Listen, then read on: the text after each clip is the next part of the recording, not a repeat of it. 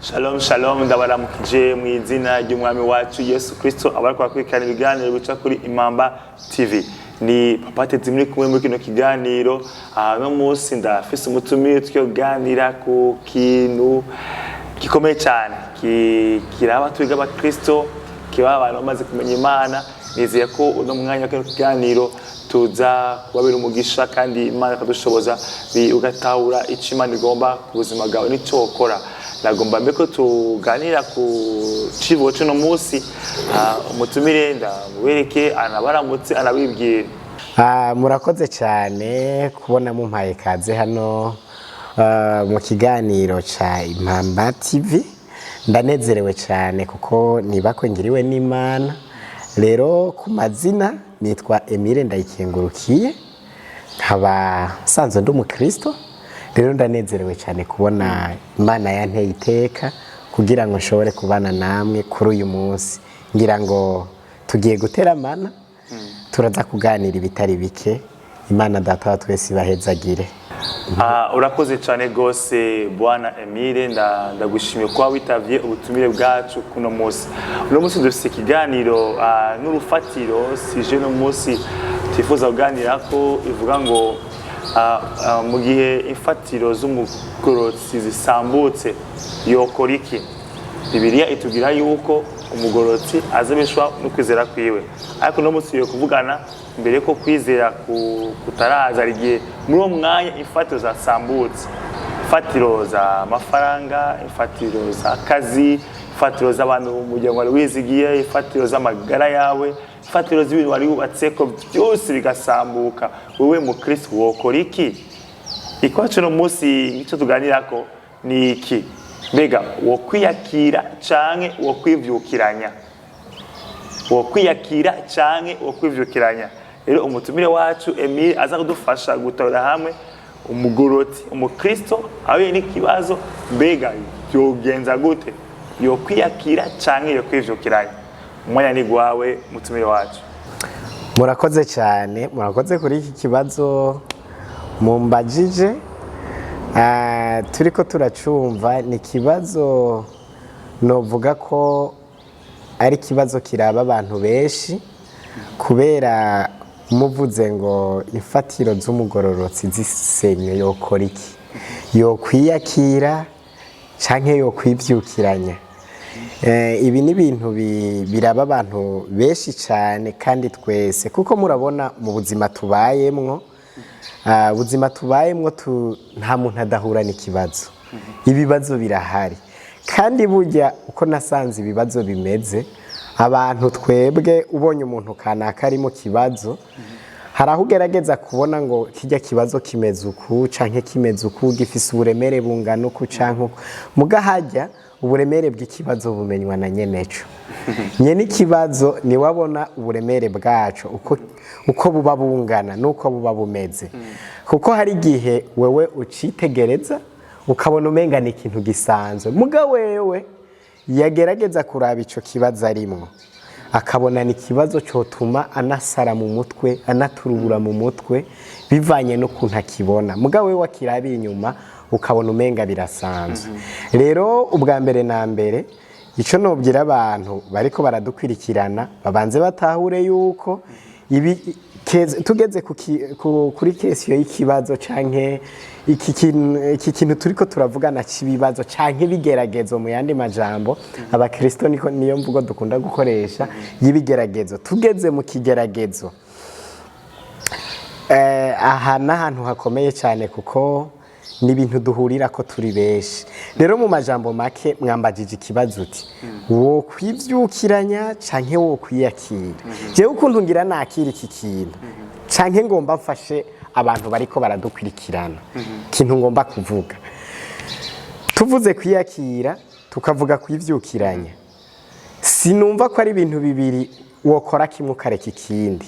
Ahubwo jewe uko ndavyumva mbona ko ari etape zibiri.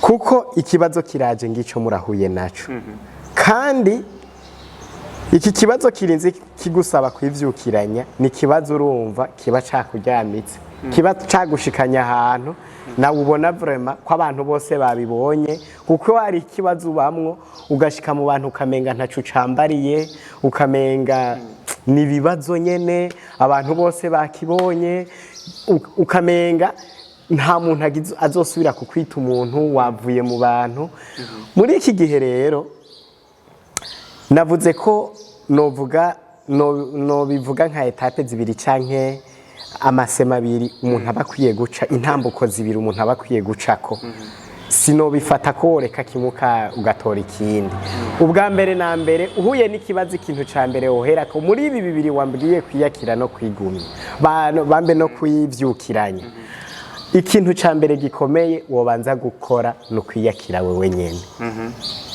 kuko uhuye n'ikibazo bikakunanira kwiyakira ni hahandi uzosanga umuntu yahitanywe n'ibonge yahuye n'ibindi bibazo yatanguye kugenda aridoga mu nzira yatanguye kugenda aravuga utujambo mwahura mwibarabara ntamenye ko yahuye n'umuntu abo bari muri ba bantu vyananiye kwiyakira kubera uwo muntu ahuye n'iki kibazo we wabona ko abaye uwa mbere ku isi ahuye n'ikibazo abona ko ari we wa mbere abona ko atawundi muntu yari bwahure n'ikibazo nk'icyo rero ico nomubwira intambuko ya mbere uwo muntu ahuye n'ikibazo aba akwiye kugira ni iki kintu cyo kwiyakira tahura ko iki kibazo muhuye naco ari ikibazo gishobora guhura n'uwundi canke cahuye n'uwundi muri kahise mbere citeguye no kuzohura n'uwundi muri kazoza amenye yuko iki kibazo umuntu ari kwisi ibibazo bihari bireka gusa mugabo birahari canke ugasanga birasa mugabo ntumenye abo vyabayeko cukwiye gutahura menya yuko ikibazo ari kibazo mugabo wari wewe ugumura umuntu kuko ikibazo gifise aho cahereye kandi kirafise naho gihereza mugabo wewe ugumuri wewe nyene kandi ugumura umuntu uko nyene Imana yakugize uguma ari wewe ico ubukwiye kuraba no kuraba kwico kibazo aho hantu kigushize ntikigusigaho nyene oya wewe ahubwo ucuja kuri ya ntambwe igira kabiri ikibazo caje wewe watahuye ko ikibazo caje cuja kuri ya ntambwe kigira kabiri uce wiyumvira iki kibazo kitaraza nk'akarorero ushobora kuba wabuze uwo mwari musanzwe mubakana n'akarorero ntanze uwo muntu mwari musanzwe mubakana niwe yahora gufasha utunaturiya niwe yahora yirukira umuryango niwe yahora agutera intege mu gikorwa c'Imana niwe yahora araba byinshi by'umuryango wewe uciyuba ngaha hantu uciye wiyumvira uti none ibi bintu ndabigenza gutega yemwe ubwa mbere na mbere ca kuri ya ntambuko wiyakire uhejeje kwiyakira ugatahura kuye n'ikibazo gihura n'abandi bose kandi wewe uri umuntu naca ari kigeragezo iki kibazo rero ntikice kikujana ngo ujane naco ahubwo we cuja ahantu ko byamaze kubukurera ntaco ikibazo caje mugaje we ngumari jewe nyene ca wivyukiranya uti mu kwivyukiranya naho cubigenza gute wewe mu kwivyukiranya reka kucuguma muhira ugume wijunje wifumbereje uboneye ko ubuzima bwa nsenyene oya ahubwo ivyukiranye usubire mu bikorwa wahora ukora utangure kwiyumvira kuri projet z'umuryango utangure kwiyumvira ku gikorwa c'Imana wahoramwo ca kigeragezo caje ntikice kijana nawe kuko ikigeragezo coco kiba kigomba kuko ubu bitera n'umwe n'umugwanitsi niwaza n'ibigeragezo wewe wabagomba kucuguma hasi mugabo warukwiye kuca wivyukiranya muri uko kwivyukiranya niho uzosanga hariko haranava n'intahe amen niho uzosanga n'abantu bariko barakwitegereza babona bati naka yarahagaze mu kibazo kanaka usanga abantu biriko birabubaka bibafasha je mu majambo make nogerageza kubivuga uko ko umuntu akwiye kwiyakira hanyuma hejeje kwiyakira agatahura ivyo arimwe agaca ashika no kuri uru rundi rugezo rwo kugirana rwo kwivyukiranya ntaca aguma ngaho nyene ahubwo natangura imigambi natangure kwiyumvira atangure kugira amaviziyo y'umuryango atangure kwiyumvira no mu gikorwa c'Imana ivyo agiye gukora ko musa ntaca aguma hahana nico numva noterera ku bantu bariko baradukwirikira ikigeragezo kije wirinde ko kikugumiza hasi. Yesu Kristo wewe yabivuze neza ko bitazobura kuza, none ko bizokwamaho ibigeragezo. Niyo mpamvu rero natwe dukwiye guhangana nabyo, tukagira iki, tukamenya yuko ibigeragezo dutegereza guhangana nabyo birahari kandi turazi ko bihari, mugabo dutegereza guhangana nabyo. Gusonza birabaho, gukena birabaho, kubura abacu, kugwara, kugwaza, ivyo birahari. None ko ibi bihari tuce tugumayo kweri, ahubwo duhangane nabyo hanyuma twivyukiranye. Urakoze cyane Bwana Emile kuba udushoboye kudufasha gutandukanya neza kwiyakira no kwivyukiranya, ko umuntu abanza kwiyakira mu gihe we n'ikigeragezo, hanyuma kugira ngo abone kwivyukiranya. Kwiyakira tugiye kugira ngo umuntu ashoboye kwemera ko ibyo bintu aciyemo atari wa mbere abiciyemo, kandi kwa n'abandi babiciyemo, kandi ni ikirundi cyiza, arabiciyemo, ntabiryamyemo, ntabyicayemo, arabiciyemo. Kubicamo ni kuva arigiye azosohoka kandi tubwiye yuko bifise aho byatanguriye naho bizohereza. Urakoze cyane Bwana Emile kudufasha gutahura muri ubwo buryo. Ijambo ry'Imana ryo ryabivuze neza, ryavuze riti umugorotsi iyo bigenze gutyo atabeshwaho no kwizera kwiwe. Rero abakora dukurikirana muko muca mu bigeragezo, muko muca mu bihe bigoye, umuntu yarivye ngo ibigeragezo nk'ivyo byarahoze no mu gihe cy'abakurambere, ariko hagiye haboneka abagabo barinze neza ukwizera kwabo. Kandi indya z'umugorotsi bakunda kuvuga yuko ari ibigeragezo. Ubwo indya z'umugorotsi si ibigeragezo, indya z'umugorotsi ni ijambo ry'Imana, kandi ukwizera kuva ku kumva ko ijambo rya Kristo. Amen. Nagomba rero ndakubwira ikintu kimwe cy'umuntu yiyakiriye nzi muri ubwo buryo tugiye. Yari yakiriye mugabo iyakira mu buryo bundi ruhande, atari ubwo kumva ko yobandanya ngo yivyukiranye. N'umugabo n'umugore barabana baraho umwaka wa mbere wa kabiri ntibaronse ikibondo. Hageze baja kwa muganga, bacabwira ati yo twasanze hormone yanyu mwese babiri nibishobora kunda ko mushobora kwibaruka, mushobora kuvyara umwana. Hanyuma umuganga acabahanura ati bya bishoboke rero nuko umwe yoja kuvyara ku ruhande, undi akaja kuvyara ku ruhande, bo birashoboka mwe kuvyara ku ruhande.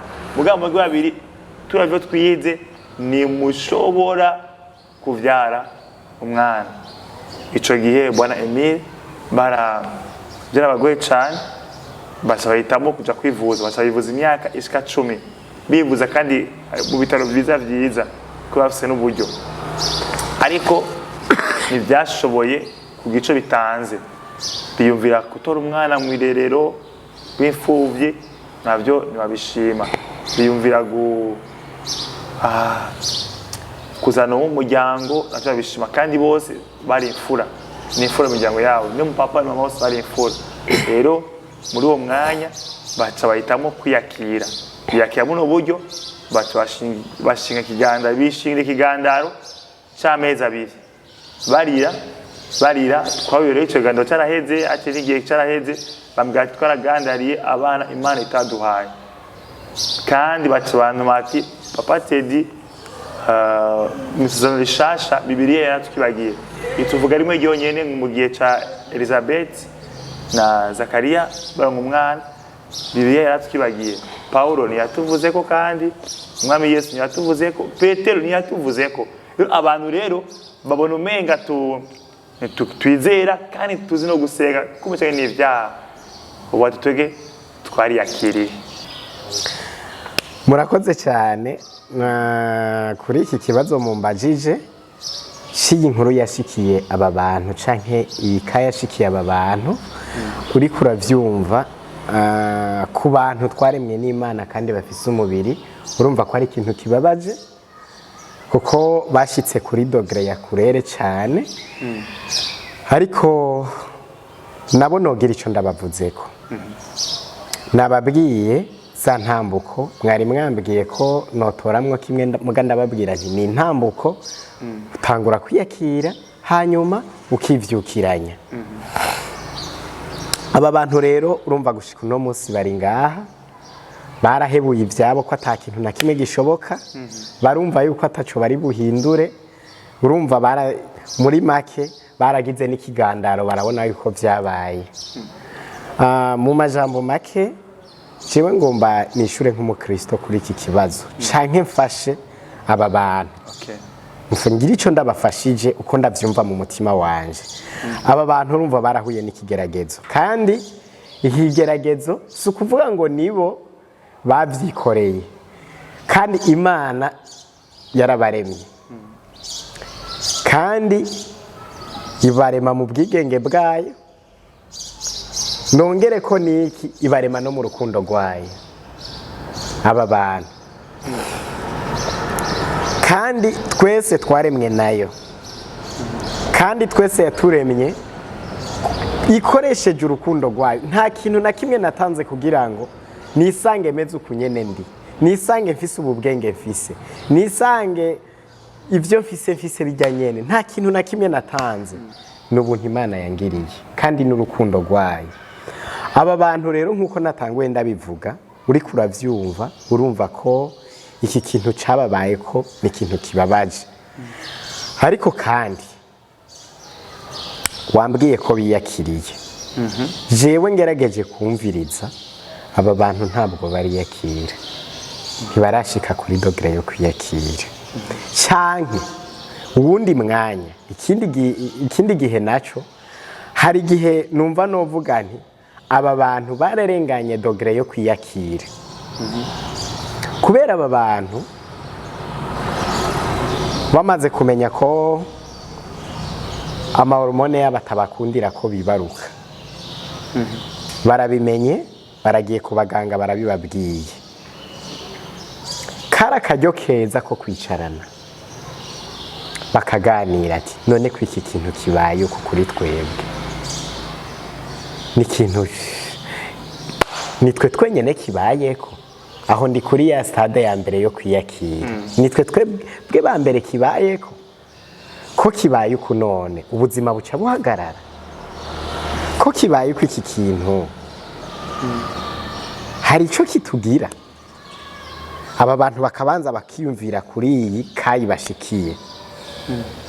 Kuko aba bantu kugira ngo bavuke bafise aya mahormone nta kintu nta contribution nimwe bagize, ni n'urukundo rw'Imana.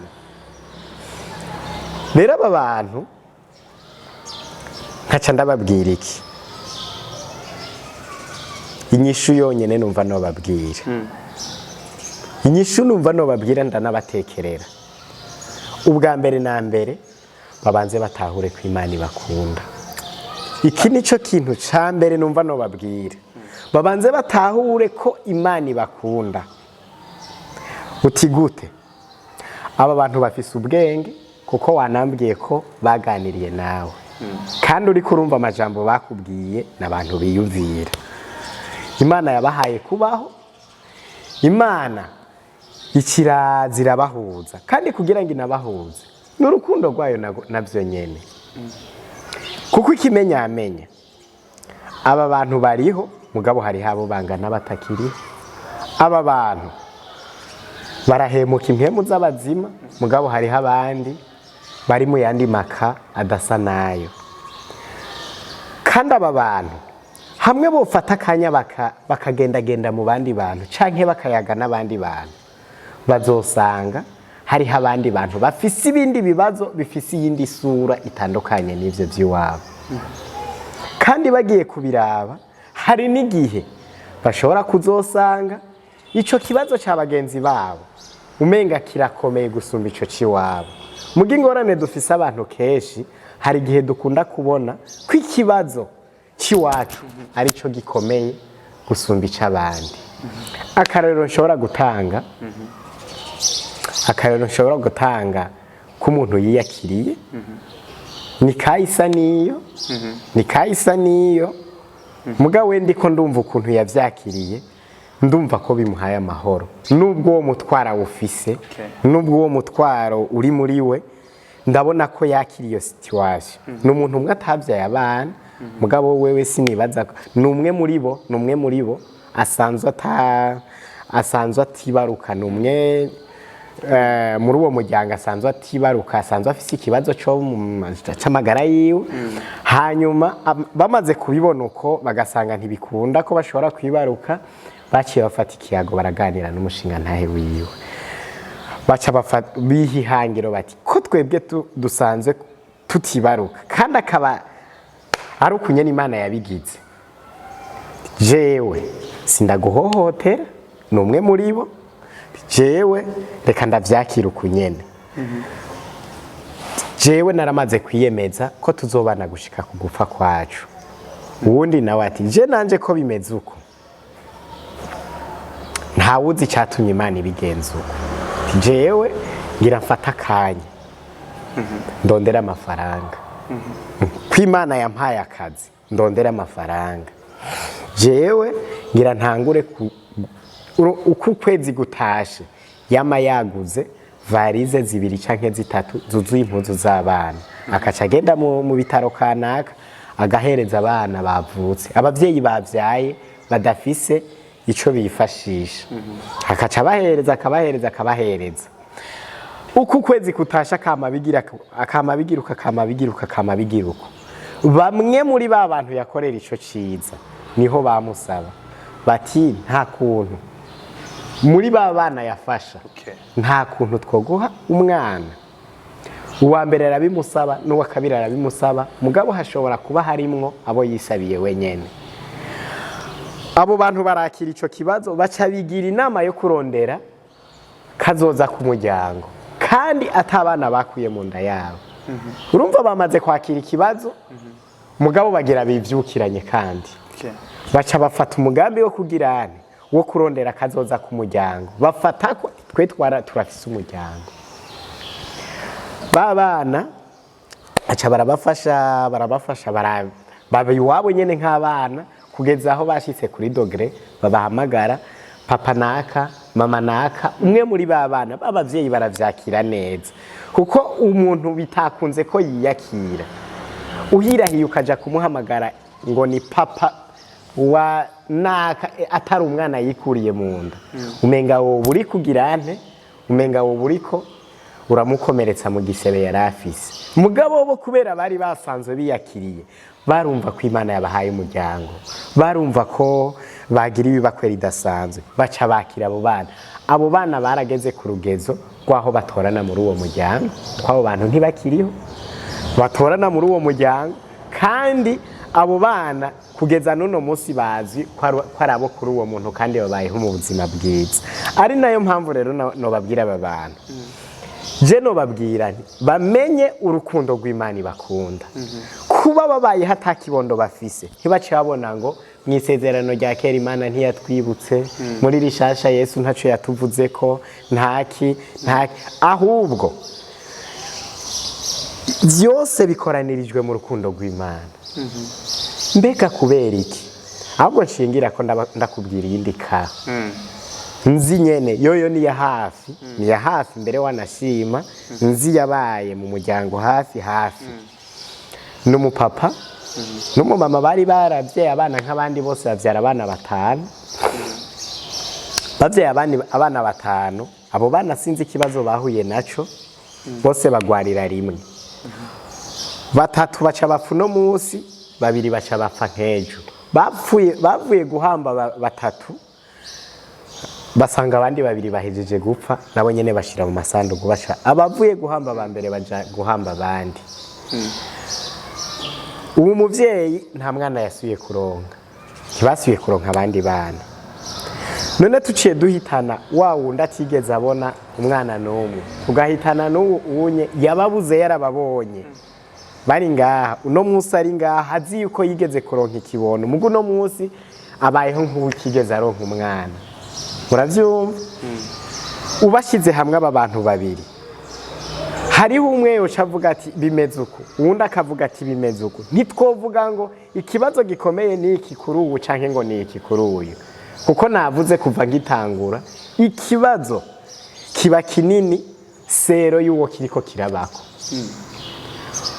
mugabo twe tuvyitegerereje inyuma hari gihe ubona uti ujya anye kijya kibazo ujya rivugisha kijya kirateye ubwoba ariko ikibazo kiba kinini imbere y'uwo kiriko kirabako, ikigeragezo kiba kinini imbere y'uwo kiriko kirashikira.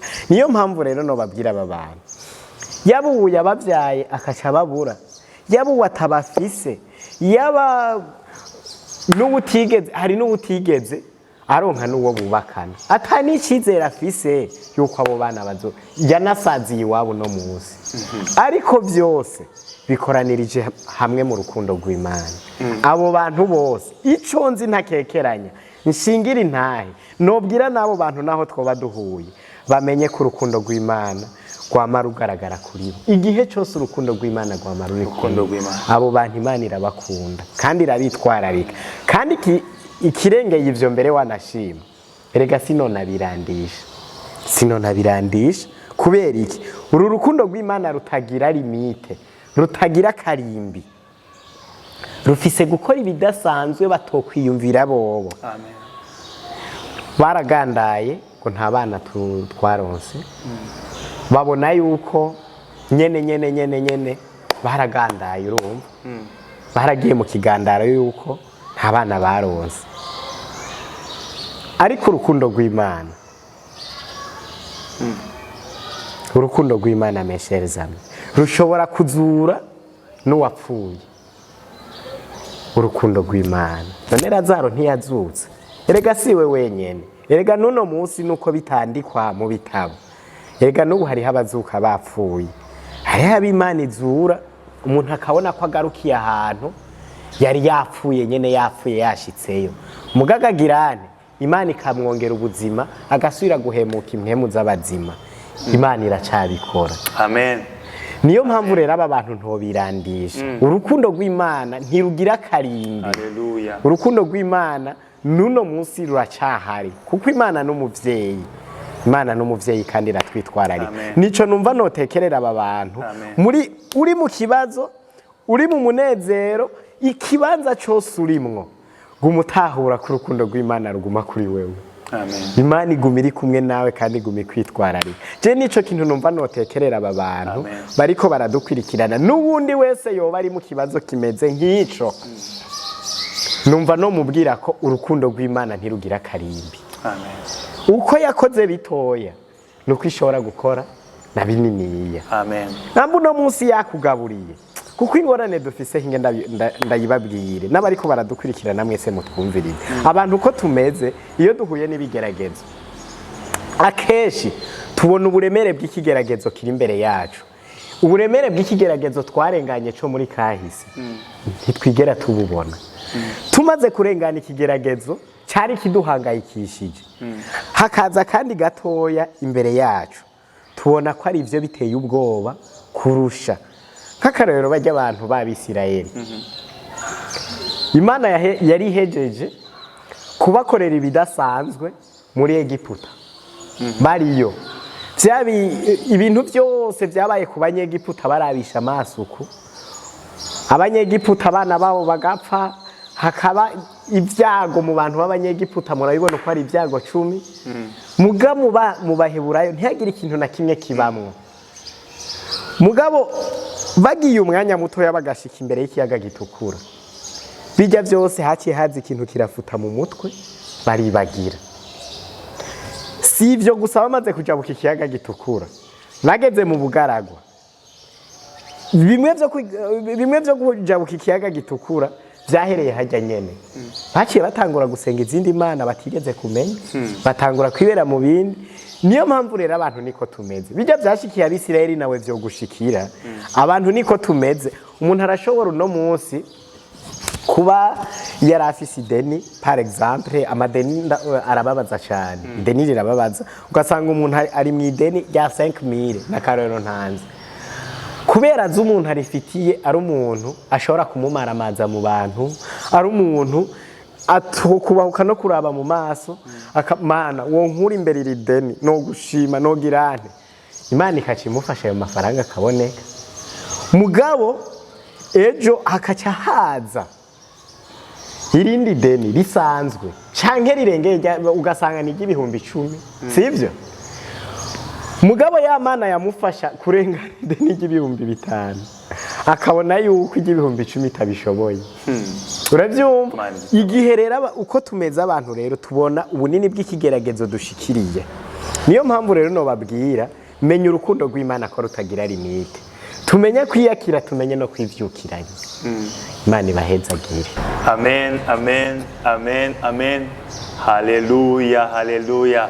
Numva na kindi kintu kongera ko kuba dukurikirana mukozi Imana Emile, Bwana Emile abivuze neza cyane, aduhaye uburero bwinshi cyane, kwekana ngene umuntu arabiyakiriye bakakica kibazo ko ari cyo nyine bitazoshoboka, nk'abaca bagandara, n'abandi biyakiriye bakaca bivyukiranya, bacarondera abana, n'abandi biyakiriye nyene bakiri mu nzira, n'abandi bagumiza ivyizigiro ku Mana nubwo bitaragenda neza.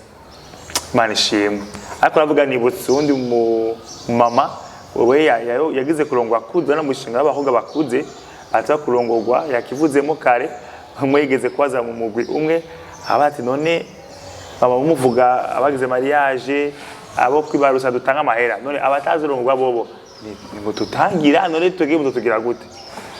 Abati cyane bako umuntu yagize ahantu bati none nzokama kubavyaye kuba abagize mariage abatazirongwa, uwo kuratakaza nuguma kwivyukiranya, uko ratakaza kurindira Imana, kurihebura.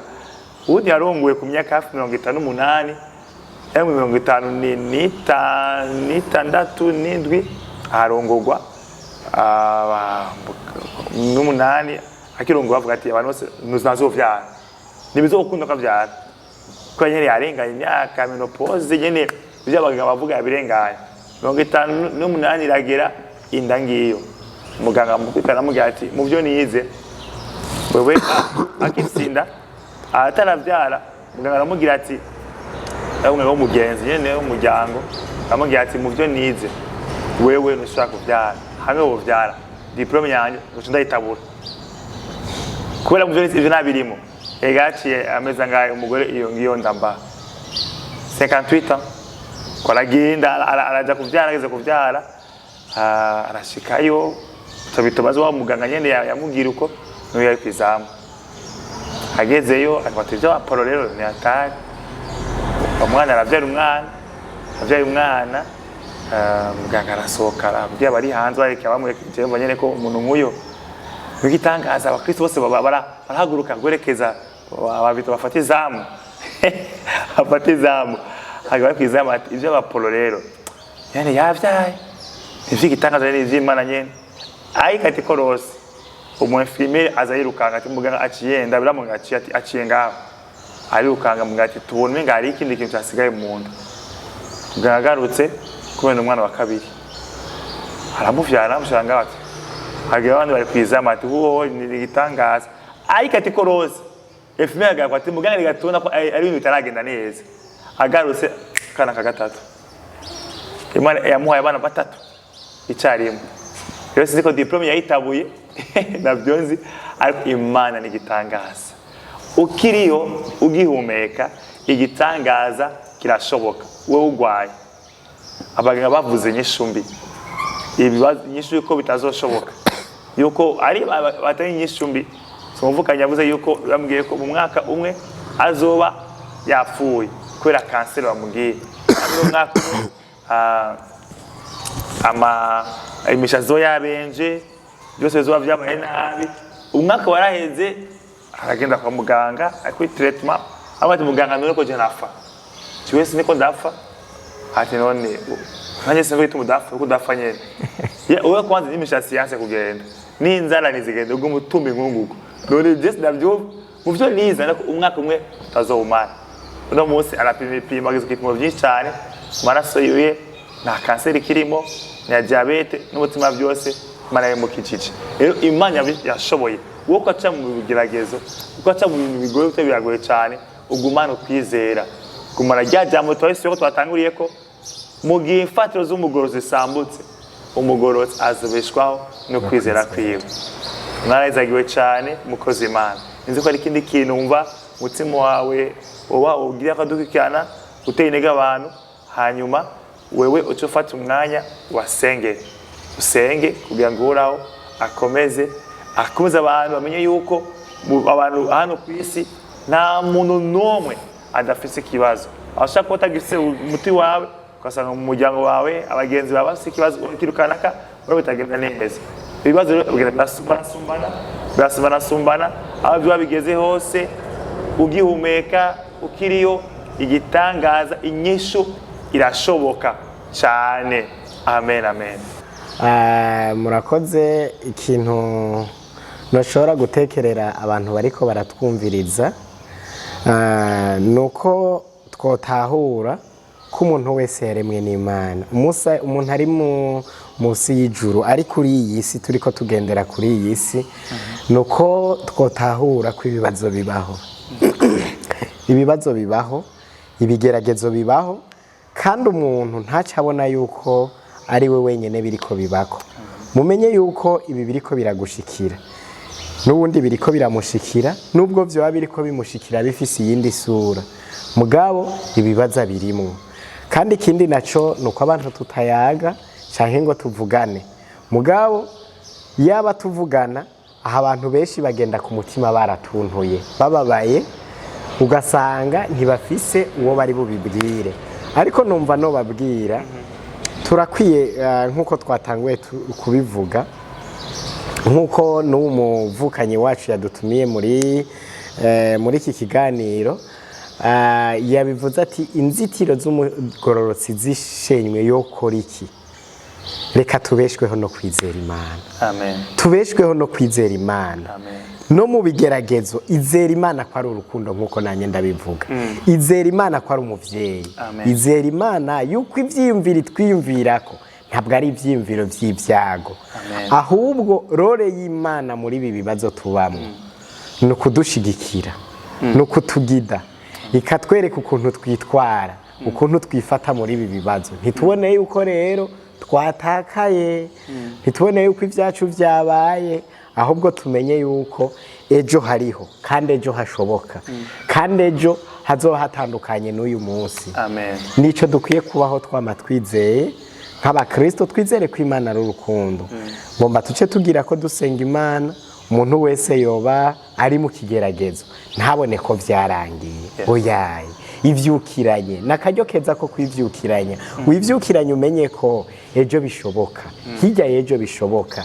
Vyansu no munsi ntucuheba, bandanya ureke kwita kuko byo woba wiyumvira abantu bakuvuga, uko woba wiyumvira abantu bagukonsidera. No, wewe niwe wiyize ukuri, niwe wiyize ukumeze, ahubwo ubandanye wewe wirabira imbere kuri gahunda zawe, hanyuma wizera Imana ko iri kumwe nawe. Reka dusenga Imana. N'ubu wese yadukwirikiranye, ufata akanya ko gusenga, dufatikanye gusenga Imana, wizere ko Imana ishobora kuguhindurira ubuzima umwanya n'umwanya, kuguhindurira situation ubamwo itakunezereye urimo uyu munsi. Wizere ko Imana ishobora kugihindura uko birashoboka. Dusenga Imana. Turagushimiye Mana ugororotse, turagushimiye Mana uhambaye, turagushimiye Mana wumva, turagushimiye kubw'aka kanya keza twagiriwe ibako ryo kuba muri iki kiganiro. Mwami Imana, ndasengeye umuntu wese ariko aratwumviriza, uwo muntu ari mu kibazo, uwo muntu ari mu ntambara, uwo muntu atabona ukuntu ari mu busohoke mu bibazo arimwo, atabona ukuntu azobivamwo. Mana yera, ndamusengeye cyane, umwongere inkomezi zawe, umushoboze, ugendane nawe, ube hafi yiwe, umurinde Mwami uri mu ijuru ivyotuma abadestabilize mu buzima, umurindi ivyotuma yumva umenga ubuzima bwiwe buriko burahungabana, ariko umushoboze kandi umukomeze, abari umushigikira, yumve ko ashinzwe muri wewe. Uzoba ukoze Mana. Ibisigaye twiteze intahe zizoba ziriko ziva muri aba bantu, bagushingira intahe ko hariho Mwami uri mwijuru ivyizigiro vy'ubuzima wabasubijemwo, ivyizigiro vyo kwizera yuko ejo hashoboka, ivyizigiro vyo kwizera yuko ubuzima budahagaze uno munsi ariko bubandanye. Urakoze Mana ko wumva amasengesho y'abana bawe, rushize utugirira neza. Ni mu izina ryawe ryera Yesu Kristo nsenze ivyo. Amen. Amen.